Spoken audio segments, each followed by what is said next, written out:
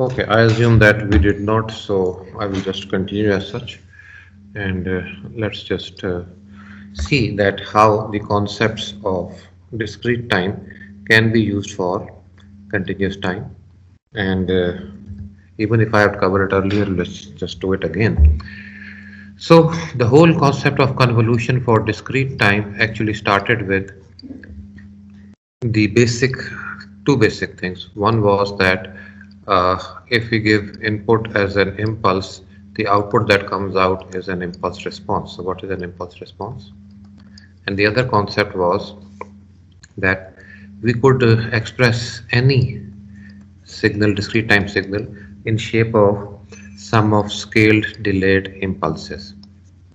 So we could do this: x of k, the scaling factor, and delta n minus k.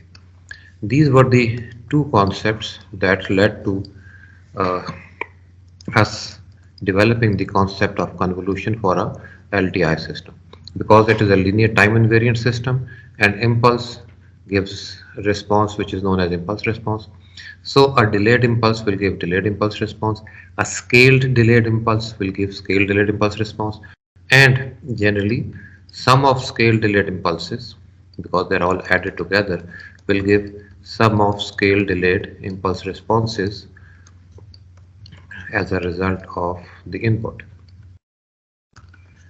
So this we called as convolution sum, and we gave it a symbol of convolution. So this is what we covered in discrete time so far for convolution. Now extending the same concept for continuous time, you will see that the same things are valid for continuous time also. Here also we will have a background sort of a thing. So we will see that delta t, an impulse which is given as an input, the output that you will get would be impulse response h of t for an LTI system. Now the second concept is that how do we express x of t in shape of these scale delayed impulses. So the whole concept is actually developed by just seeing any continuous time signal x of t, and we can first of all approximate that x of t in shape of, let's say, multiple pulses. So if we take multiple pulses having a particular, let's say, duration delta, then we can actually express. Okay, so if we have multiple of these pulses, so we can approximate the signal x of t in shape of sum of scaled delayed pulses. So it would be x of k delta into, we'll just call it as a pulse delta t minus k delta. So we can just approximate it in shape of a sum of scale delayed pulses, where your k would be from minus infinity to infinity. So just an approximation. But if you want more accurate representation,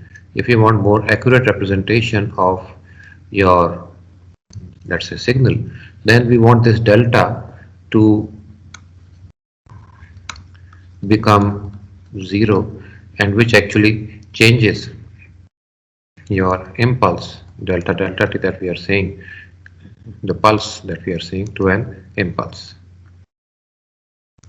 And in case we do that, then instead of having a finite number of pulses summed together, you will have an infinite number of impulses that you need to sum together, and you will end up getting sum of infinite number of impulses, which will accurately represent your signal x of t, where delta will tend to become 0, and you will see that summation will change to integration. This is what we end up getting. This is x of tau delta t minus tau d tau. So this is the concept that you will see here, and we're just going to follow it again through the slides. So this is, you can say, a way in which we can say that your signal, continuous time signal, can be expressed as sum of scale delayed impulses but because that sum is sum of a continuum, because impulse has got almost, rather it has zero thickness, so it has infinite number of impulses. If you want to sum up infinite number of impulses, that summation will end up becoming an integration. Integration is a summation of continuum, as I said earlier. So if you want to sum up continuous quantity, that summation is an integration. So based on this, you will see that we can extend our concept. Because it's an LTI system, an impulse will give impulse response, delayed impulse will give delayed impulse response, scaled delayed impulse will give scaled delayed impulse response, and sum of scaled delayed impulses, even if it is an infinite sum, will end up giving you infinite sum of scaled delayed impulse responses. So this is very simply the whole theory base for continuous time, and we express it with the same symbology, x of t convolved with h of t. So you will see that the convolution operator here and here remains the same. Convolution operator remains the same, but here this is basically representing a convolution sum for discrete time. Convolution means convolution sum. Here it is a convolution integral, if you see. So for discrete time it is sum, and for continuous time it is a convolution integral. So the formula for convolution for continuous time is basically this, integration, and for discrete time it is this, it is basically summation. So in continuous time we have convolution sum, in continuous time you will have convolution integral. And how do we develop this? For discrete time based on these two, and for continuous time based on these two. So if you see this formula here, it is basically just saying that sum of scale delayed impulses will give you sum of scale delayed impulse response as a response. Here also it is more or less the same thing, sum of scale delayed impulses giving you sum of scale delayed impulse responses. But here sum of scale delayed impulses, because impulse is basically we are having also sort of an infinite number of impulses. It's sort of a summation of not a discrete quantity but summation of continuum. That's why you end up getting this integration. And so sum of the same thing, scale delayed impulses giving you sum of scale delayed impulse responses, but this sum is sum of a continuum, so integral. So here also we get an integral. So very similar to what we see for discrete time. So both for discrete time and continuous time, the theory base remains the same. It is just that in one you will have summation, in the other you will have integration. So seeing the same thing here, it is just first of all expressing your continuous time signal or approximating your continuous time signal as sum of scale delayed pulses. So if you have a pulse, if you just shift it, will be a delayed pulse. So we can have a whole series of these pulses which can approximate your signal. So this is that pulse. If it is a unit pulse, then it will have a duration delta, and if it is unit, then means the area has to be equal to 1, and its magnitude would be 1 over delta. So this is that unit pulse, and we can approximate, you can see that hat sign, we can approximate x of t as sum of scale delayed pulses. So sum of scale delayed pulses are going to give you your approximation of your x of t. And if you want a more accurate representation, if you want this you can say approximation to be more accurate, then this delta, this duration that you see right here, if you just reduce it, you will see that you will end up getting more accurate representation. If this delta duration becomes smaller, then this error margin will become smaller and more accurate representation will be there. And limiting case would be if delta tends to become 0, you will have most accurate representation of x of t. And this limit delta tends to 0, this summation ends up becoming an integration because you are trying to sum up a continuum. So if delta tends to 0, the summation approaches an integral. So x of t can be represented, or continuous time signal can be represented as sum of scale delayed impulses, but this sum is sum of a continuum, so summation becomes integration actually. So this is what we saw. And based on that, now what is this delayed impulse? We have already talked about what is an impulse. We know that an impulse has got an area equal to 1. That's a delta t. That's an impulse.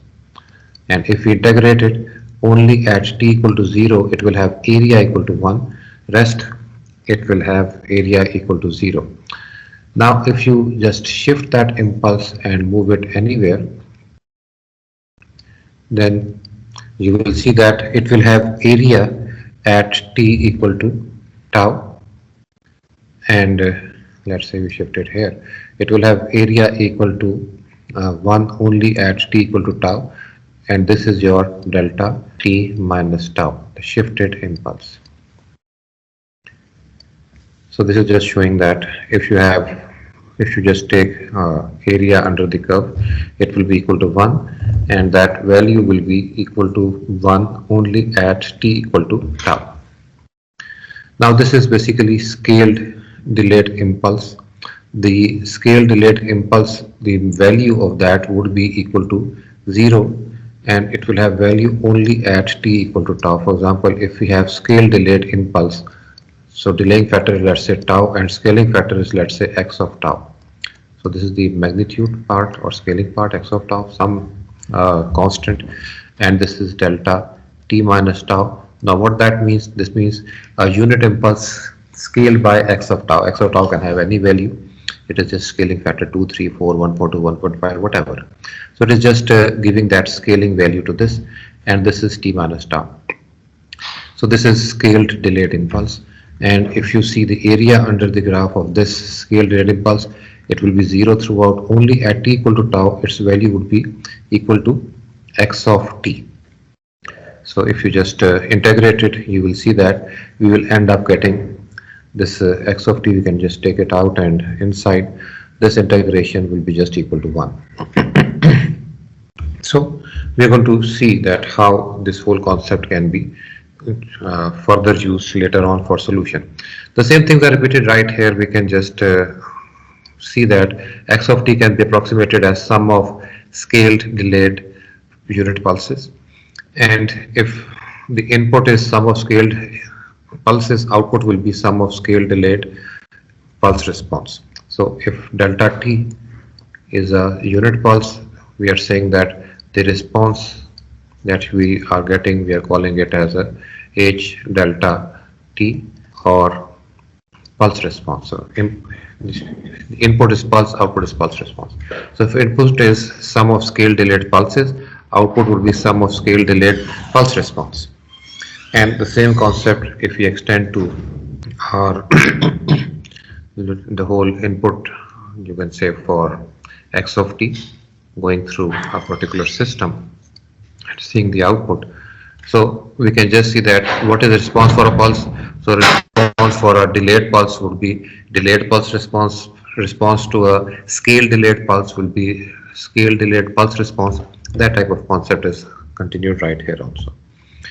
So in general, if we just take x of t, if we take, let's say, x of t as being represented by your x of tau delta t minus tau, if you give that as an input, the output you will get would be this. You will see that your impulse gives you impulse response. Delayed impulse will give you delayed impulse response. Scale delayed impulse will give you scale delayed impulse response. Sum of scale delayed impulse will give you sum of scale delayed impulse response. And a whole continuum, whole summation of impulses scaled and delayed will give you appropriately the same sort of scale delayed impulse responses. And this that you see here, we call this as convolution integral. This is convolution integral, and the symbol we use is the same star symbol. So x of t convolved with h of t.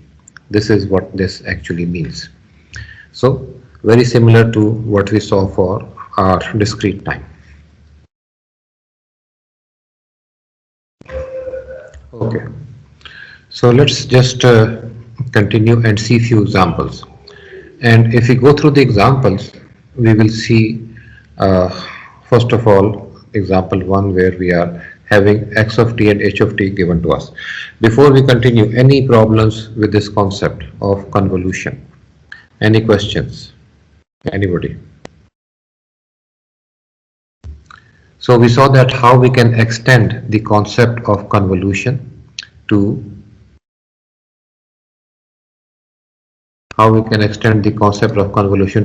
continuous time. So any confusions, any problems? Is that all clear? So if there is no question, I assume that it's all very clear. If anybody is facing any trouble or any questions, please let me know. Okay, so let's just continue and see an example of the same thing.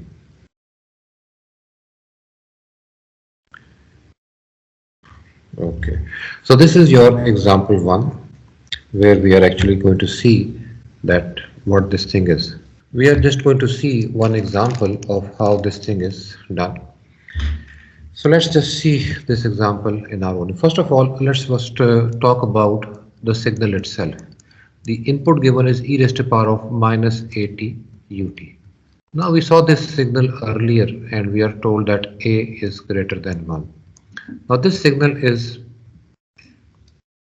exponentially decaying signal starting from 1 and exponentially decaying like this. So this is your e raised to the power of minus at ut. So there are a few things that I need to clarify here. This concept of multiplication by u of t. Now whenever you multiply any signal with a step signal ut, or in discrete time we saw multiplication by un. So whenever we multiply with step signal, what does that actually mean? So this actually means that if we had not multiplied it with your step signal, there would have been no restriction on e raised to the power of minus at. This is the difference between x of t e raised to the power of minus at and x of t e raised to the power of minus c multiplied by ut, because we know that our ut is basically a signal which is 1 throughout, starting from t equal to 0 and going all the way to t equal to infinity. So you see that if we had left out this ut, your signal would have been both sided, on negative side also, positive side also. There would be no restriction on t. Multiplication by ut, if you just write it like that, that actually means that your signal starts from t equal to 0 and would be going all the way to infinity. It will be just positive side. Ut is not going to change the value or magnitude of your signal. So this thing we will come across again and again. Earlier also we saw. So this multiplication by unit step, you should know that what that actually means. If we had not done this and we want to represent this signal, then we would have to write this signal in 2 steps. We would have to write it as x of t is equal to e raised to the power of minus at for t greater than equal to 0 and equal to 0 for t less than 0. Then we would have to write it in 2 steps. So either write it in 2 steps or just write it in 1 step like this. These are one and the same thing. This multiplication by ut actually helps us in just specifying that your signal will be having values from t equal to 0 and going all the way to infinity. So be comfortable with this concept of multiplication by ut. It's a very common convention and you will keep seeing it later on again and again. So right now, just clarify your concepts. That's what this multiplication by ut means. And this exponentially decaying signal, I talked about it earlier so many times. So if a is greater than 1, it's a negative a there. If it is greater than 1, it would be just this. If a is equal to 1, it should be a greater than 0, I'm sorry. So if a is greater than 0, it would be something like this. And if a is equal to 0, then e raised to power of 0 is something like 1. You will end up getting this ut. So e raised to power of 0 ends up becoming 1. So it will be just this. So either decaying constant, and if a is actually less than 0 or negative value, you will have an exponentially growing signal. So we talked about it earlier also. So this is that signal, you can see it right here. So this is that e raised to power of minus 80 for a greater than 0. And this is that step signal ut, which is becoming 1 and then continuing at 1 throughout. So this is your ut, and this is your decaying signal e raised to power of minus 80 ut.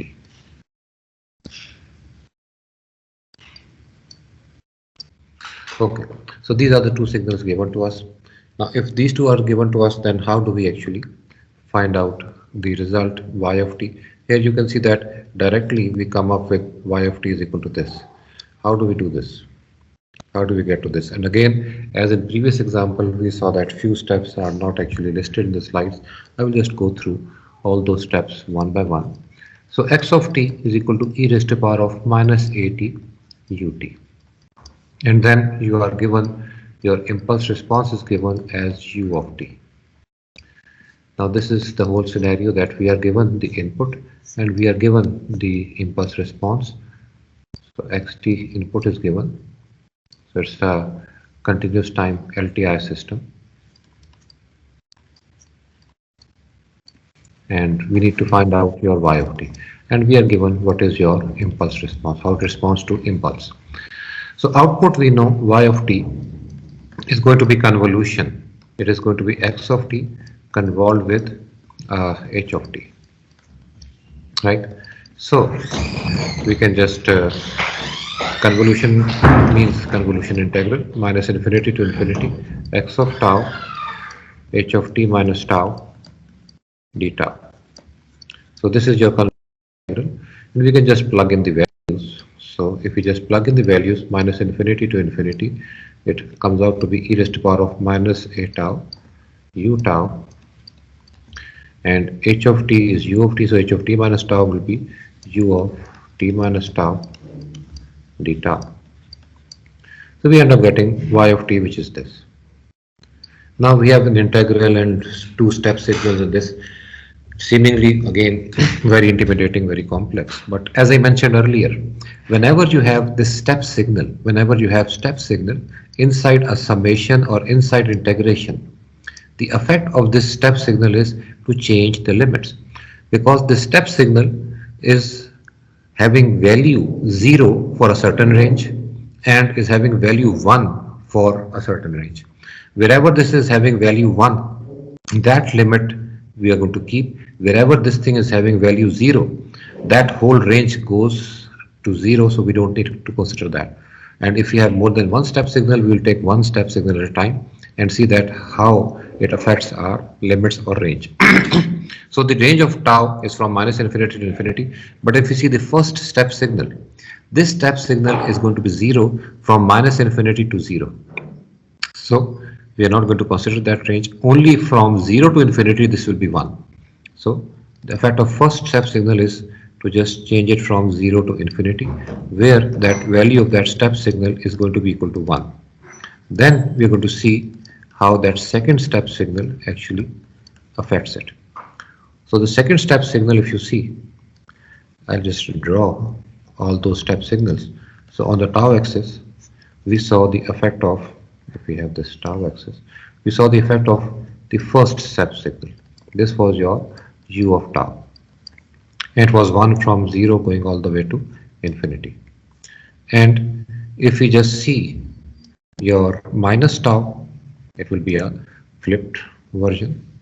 This is u of minus tau, the whole axis gets flipped, tau axis. So from minus infinity to 0, this is 1. And from minus tau, we just add t to it, minus tau plus t or t minus tau. This is going to shift right. Because the axis is flipped, addition of anything is going to shift the whole thing right. So this is the addition of t to it, t minus tau, 0 to t, and this is your tau axis. So this is what it's going to do. So right now our limits available is from 0 to infinity. And in between that range from 0 to t, this will be 1, and from t to infinity, it will be again 0. Now interesting part is, what if t is less than 0? What if t here is less than 0? Then in that case, the limit available is from 0 to infinity, then the whole thing will become 0. So I can just put it this way. This will be equal to 0 to t e raised to power of minus a tau d tau for t greater than 0. And if the t is less than 0, we can say that it is equal to 0 for t greater than, sorry, for t less than 0. For t less than 0. Okay. So that means we want t always to be positive value from 0 to all the way infinity, and that's why you will see that at the very end, to just make sure that t always is right sided and from 0 to infinity, we'll just multiply the result with ut instead of just writing it in 2 steps. You'll see. So we can just do this integration. It will be e raised to power of minus a tau. Integration will be the whole thing, same thing divided by the differential of this, which will be minus a from 0 to t. And if you just plug in the values, we can take minus 1 over a or 1 over a common. So if you put 0, it becomes 1. If you put t, it becomes this.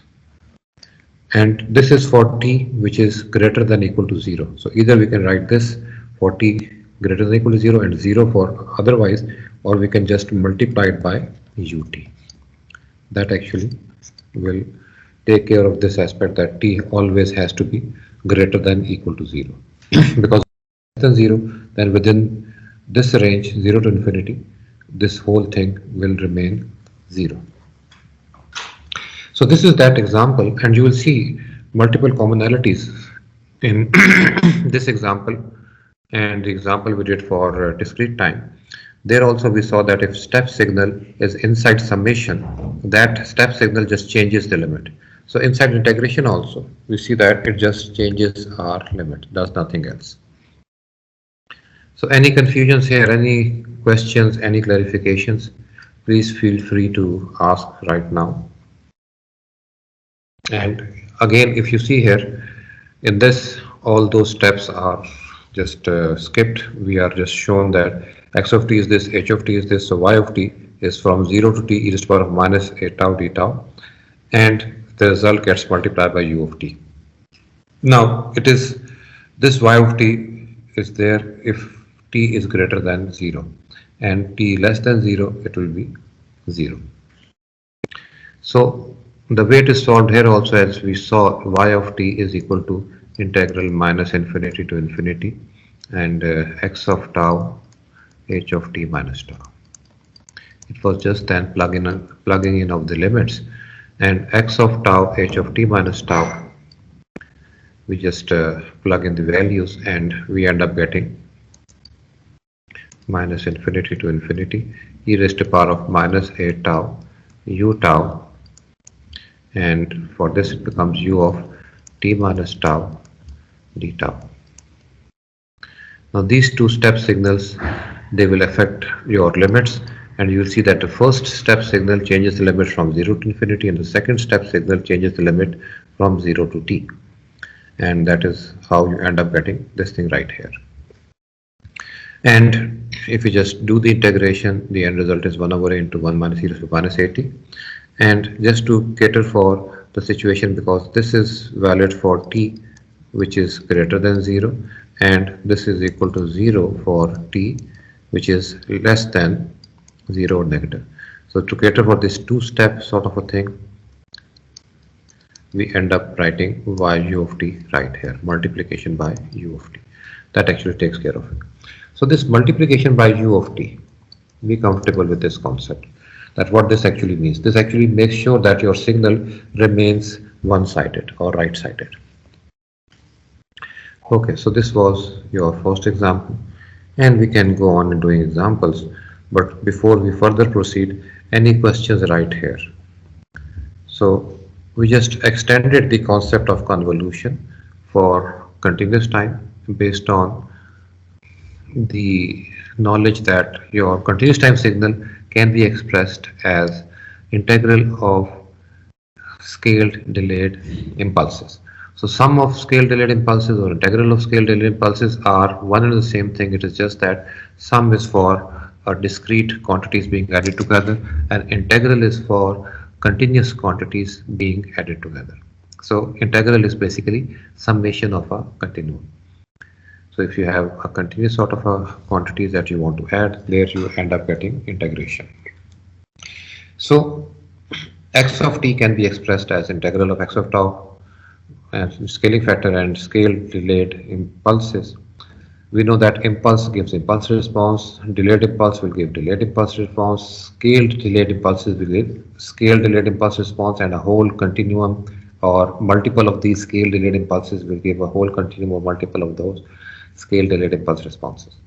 So integral of scale delayed impulses will give integral of scale delayed impulse responses. So this is the whole concept or theory base right here. And this integral that we get right here, we call this as convolution integral. And the symbol that we use, the same star symbol. So for continuous time, this convolution symbol means convolution integral. For discrete time, this convolution symbol means convolution sum. So, and based on that, we actually did this example. And in this example, first we talked about. Yes. Go ahead. Sir ये जो हमने y of t calculate किया है, हम लोगों ने इसका graph भी बनाना होगा, इसकी ग्राफिकल रिप्रेजेंटेशन करनी होगी. I may or may not ask, but right now I'm not asking it. But making a graph of this thing is not that complex. So why you are so conscious about the graphical part? Although sir नहीं conscious नहीं sir, मैं वैसे ही पूछ रही हूँ. Like ऊपर भी हम लोगों ने u of t को रिप्रेजेंट किया ना, जब हम लोगों ने लिमिट जब हम लोग चेंज करे थे उसकी, तो उसका y of t का बनाना है या नहीं बनाना? That helps. Whenever you make a graph like this, it always helps. It will help you in solution. So if it is not asked in the question, typically I don't ask. Typically I don't ask because I don't expect everybody to be very conversant with graphs of especially complex looking, you can say, functions. So don't expect me to ask you to draw graphs of complex looking functions. It is not a mathematics course. It is a, you can say, engineering course. So I do not expect you guys to know graphs of complex looking quantity. Having said that, I do expect you guys to know graph of, let's say, step signal or shifted step signal or flipped step signal and some common exponentially decaying thing. Some common graphs I expect you guys to know. But I don't expect you guys to know graphs of complex looking functions or anything. And typically I don't ask. But having said that, there is no guarantee that I may still ask you to, let's say, plot for any particular commonly known, you can say, functions like u of t or shifted u of t or flipped u of t, that type of a thing. Does that answer your question? Yes, sir. Thank you. Okay, just for, let's say, interest sake, so we saw, let me just draw some common thing. This is e raised to power of minus at ut, right? And if we take, let's say, 1,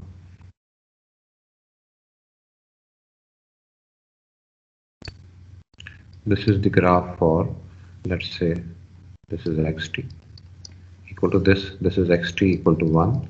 Now if you subtract this from this, we end up getting what? This is and if I subtract this from this, you will end up getting this thing, this, and you will end up getting never really becoming 1. And this will be 1 minus e raised to power of minus at. And if I multiply the whole thing, 1 minus e raised to power of minus at with the scaling factor and multiplied by ut, multiplication by ut will just cut out this whole part, and we can just scale it with any part. So this is just reaching or never reaching 1. And if it is scaled by 1 over a, it will be sort of never reaching that 1 over a part. It will be something like this.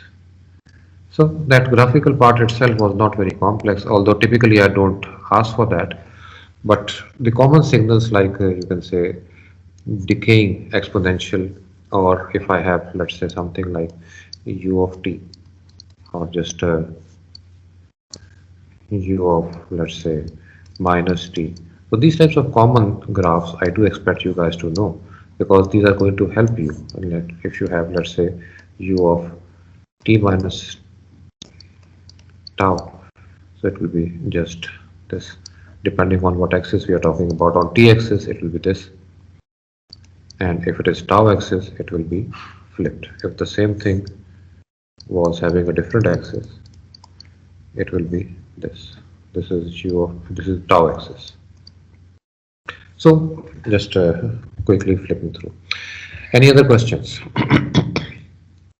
So if there are no further questions, we'll just continue next time.